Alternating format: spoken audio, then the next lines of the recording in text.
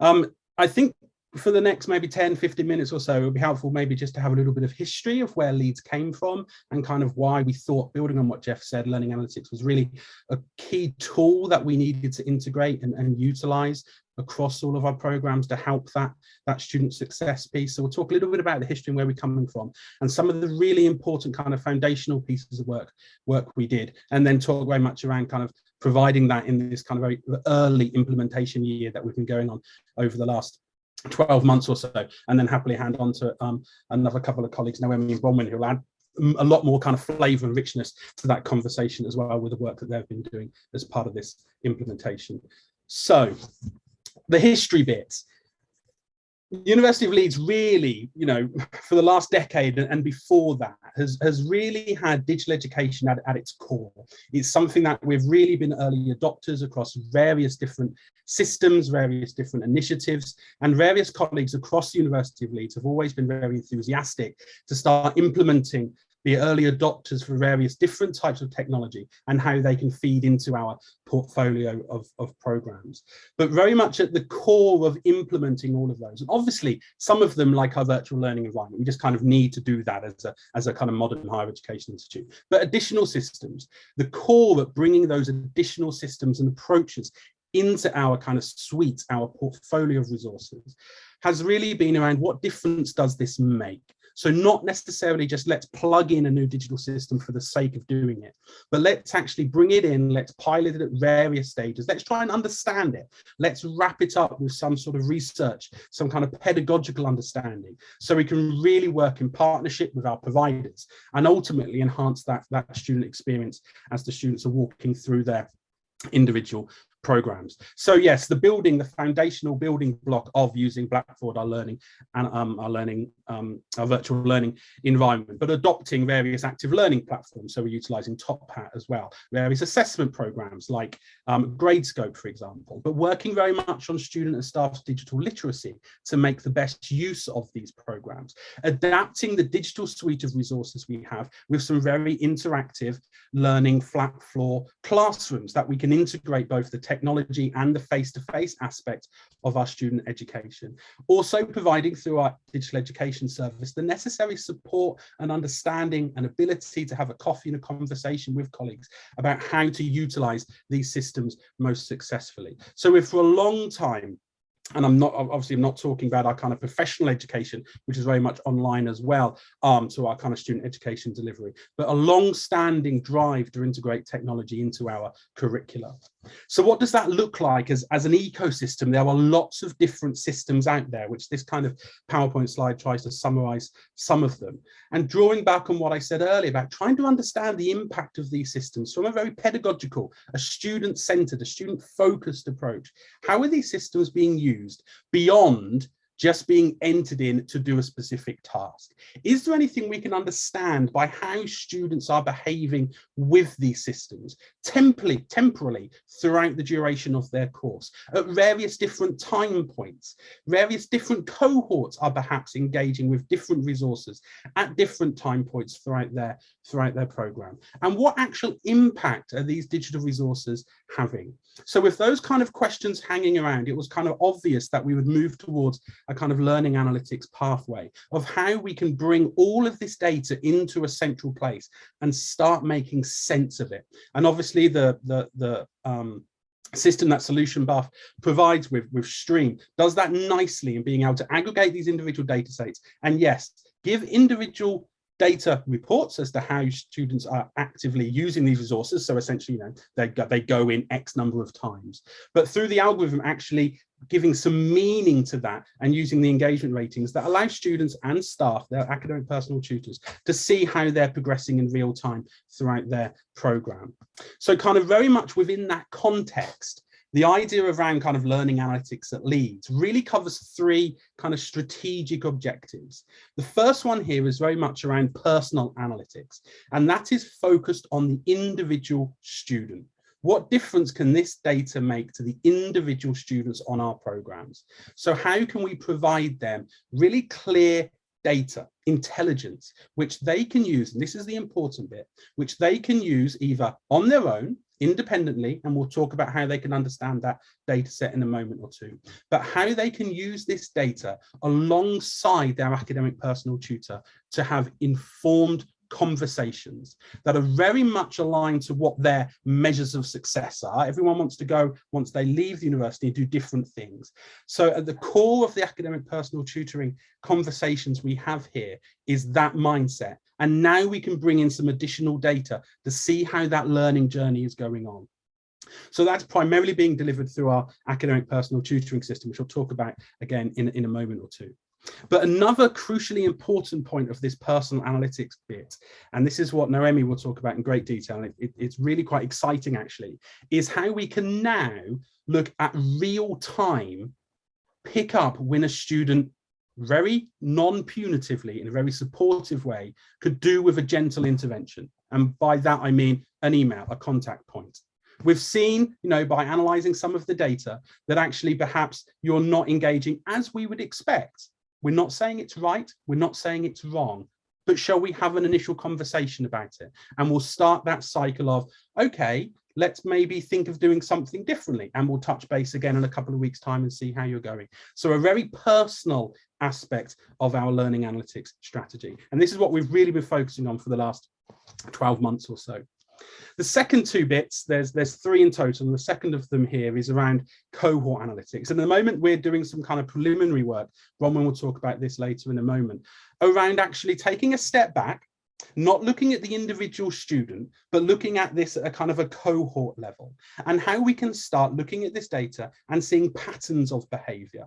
We can start aligning this core engagement rating data we get out of Stream and start aligning it with other data sets, and how we can start building up a picture across a program, a school, a faculty, institutional level, looking for those patterns of behavior. I think within the sector, there are obviously issues around differential attainment, awarding gaps, and can this data set actually start helping us understand? It's not going to provide the answers around what we do, but can it start actually providing us some intelligence where we can make more informed decisions? And by being able to break that data down to various different programs and schools, or similar disciplines but taught in separate schools, we can start developing some interventions that can be piloted and then implemented locally to support all of those students that are on those programs. So we have two approaches there, that very personal intervention early on, which is very reactive, but then a kind of step back cohort analytics view where we can actually look broadly and see where we need to make some interventions more locally. And then finally, not so much looking at the focus of a student, which perhaps the personal cohort is, although they will clearly benefit from this, but targeted very much at our module leaders, our program leaders, our directors of student education, and other student education leaders within school, say. We can start looking at the analytics that's coming out of the use of these digital resources and how students engage them at a course level. And we can start integrating that into our curriculum design piece. So how different digital tools are used at different stages of a learning journey, how they can integrate more active learning tools, for example, at different stages of a course, built on the experience of what we're currently doing and how that is being utilized by the current students. So that's the more of the curriculum analytics, and that is a little bit more aspirational. We'll get there in maybe 18 months or so as we build on the personal and develop the cohort. But across those kind of three individual strategic pillars, we're hoping to deliver a lot on what Jeff was alluding to earlier, at its core about providing some really clearly articulated intelligence to help informing those conversations from the student level to the kind of course director level and also at the institutional level. So I'm sure Noemi and Bron will add some more value there around the kind of personal and the cohort. But I just wanted to touch on a little bit of that history again, because before we started having conversations with any of the kind of the third parties, the solution paths that provide these systems, before we started having those conversations, we thought it would be really important to actually make sure we understand what we're trying to achieve and we understand how we are trying to achieve it as well. And we thought it'd be really important to develop a code of practice that the institution could develop about how we actually work with learning analytics as an institution. Really conscious that those two words, learning analytics, can set various hairs running across the sector. They mean different things to different people. And really having conversations and experiences over the last 18 months or so, you really do get the two extremes of what people think learning analytics is and how it can be used, whether it should be used. There's a core kind of ethical conversation that runs through all of these conversations. So we have our code of practice. It's available on the university website. You can see it there on the bottom. If you could, maybe we'll link that in the chat, saving you having to type down the long URL. But there's a whole series of principles there that form that code of practice. I've just pulled out a couple here, which I think really kind of summarize what we're trying to do nicely. Learning analytics will be used to support student education, student well-being, and student outcomes. It's the first one, but that's easily said, but that's exactly what we're trying to achieve. And it's important stating that.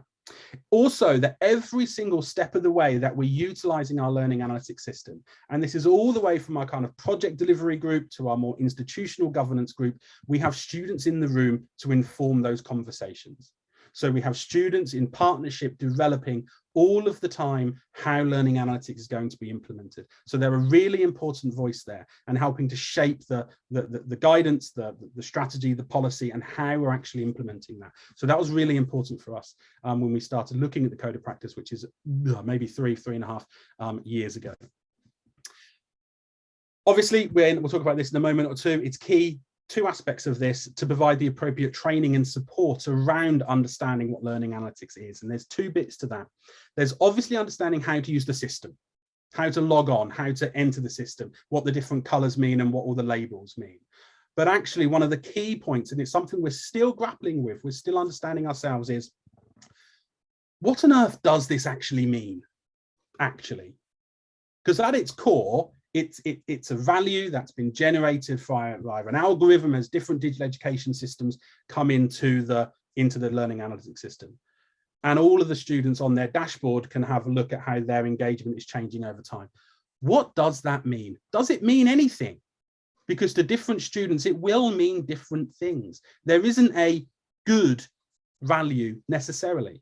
And it will be different for different students with their own different measures of success, and actually really trying to boil that down across different disciplines, different schools, different behaviors. I think from my own experience teaching, sometimes you can be surprised by the number of students who are not engaged at all with any of the perhaps behavioral systems, but then do absolutely perfectly well in the assessments. So really understanding that and knowing the limitations is really, really important. The second point, and I think there is a little bit of an elephant in the room around the use of data in such ways around kind of monitoring staff behavior and kind of ticking off if they're going into the systems. That's, to be ultimately clear, that's completely outside of this, and the data generated from learning analytics is not used for that more HR purposes.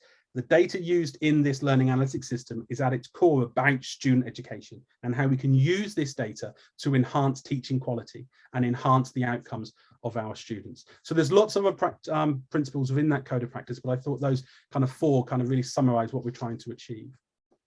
Going back to the personal bit and how we've kind of used this for the last 12 months or so, we have heavily wrapped it up with our Leeds for Life program. So Leeds for Life is, there's some words on the right hand side, I'll let you read those, but it's very much around empowering students to be owners of their learning journey, to be owners of their program, and in partnership with their own personal tutor, being able to decide their future.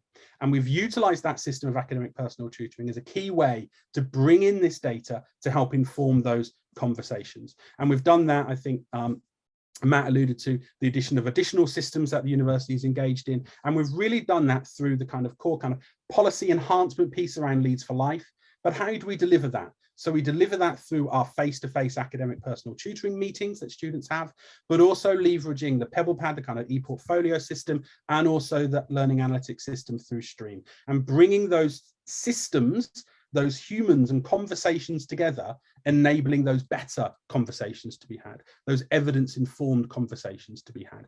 And when I talked previously about what does this engagement mean, that's where on a personal level, the understanding of what engagement means to the individual starts to happen. And that's a really important research question, if anything, which one we can talk about later on. Just very briefly, because they're just some screenshots, we have provided lots of, and I've alluded this previously, support resources both to staff and students about understanding how the system works, and also understanding what this engagement rating means. I'm conscious of time, so there's just a couple of slides that really just show those two screenshots there of various initiatives and resources we've put in place and continue to adapt and evolve as our understanding around learning analytics continues. The final question really is one of maybe a provocation, I suppose, around what I said previously around what on earth does understanding of engagement mean. So what does it mean? What does it mean to the individuals? Where does the responsibility that Noemi will talk about later on in being able to see students' engagement, where does the responsibility lie? Is it our job to monitor students in this way? Is monitor the right sort of word? Is kind of nurturing and looking after students in this way, is that a thing higher education institutes should be doing? Where does that responsibility lie of personal individual ownership, but also supporting those students that we know need the right support at the right time? And these are really interesting questions, because as part of that process, there is a risk. We start developing these systems, there will always be a risk of some students falling through the gap. And that is a risk. And how do we, in good faith, mitigate against that risk? Because we're utilizing the systems, but we're relying on humans as well to interpret and understand and make an intervention. So it's really interesting, the questions that, just initial questions that these this system brings up. And then how are we contacting students? There's lots of conversations around kind of automated nudging. Is that appropriate, or does it always have to be a human that makes that initial contact? Some just very preliminary conversations with students, and it's mixed. Some students are happy for that approach, others aren't. So how do you balance those two conflicting views? Is it more of a punitive or coaching, or what does, there's lots of questions, which I think I'll leave it there to lead on to many of the same sort of questions, hopefully with some answers that Noemi and Bronwyn will talk about later on. So that's me. Thank you.